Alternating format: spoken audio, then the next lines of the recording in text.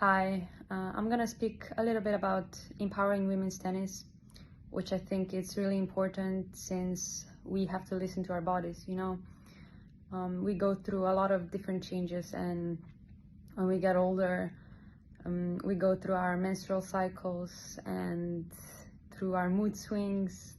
That's normal because it's hormones, and throughout my career I've learned that it's quite tricky, and we need to be careful of that because it impacts our physical and mental performance. So you just being aware of that already gives you a lot of control over it, and maybe lets you help yourself better in a way because you know what's happening. So yeah, you just keep on top of it. Of course, you have to balance your practice around it.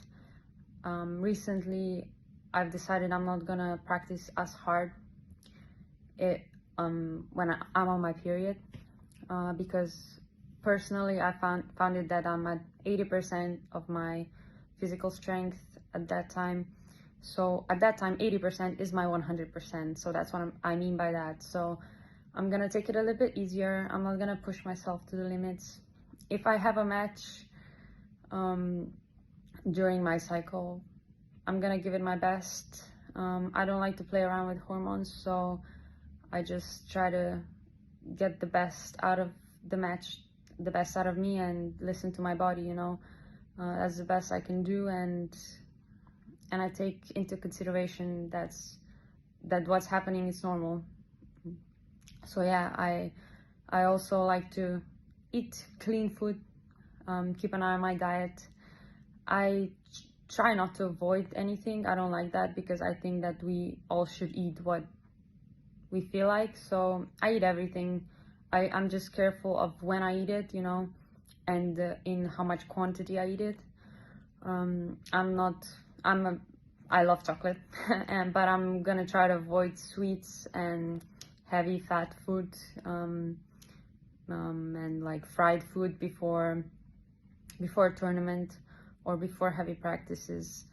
I might eat something like that before a couple of days off when I know I'm not gonna need to be on my best physical performance, because what you eat is your fuel, and I think it's really important that you take care of your body. You're gonna feel better physically, and feeling better physically, I've learned that it helps you to feel better mentally. So I think that that's really important. I'd like to recommend a small thing that will help you. I've learned that breathing exercises help you a lot, and they help you stay calm, they help you ground yourself, and yeah, I'd recommend it to anyone who has the time. One little advice: when I was about 15, I thought that when I was gonna be 25, 26, I'm gonna have it all figured out.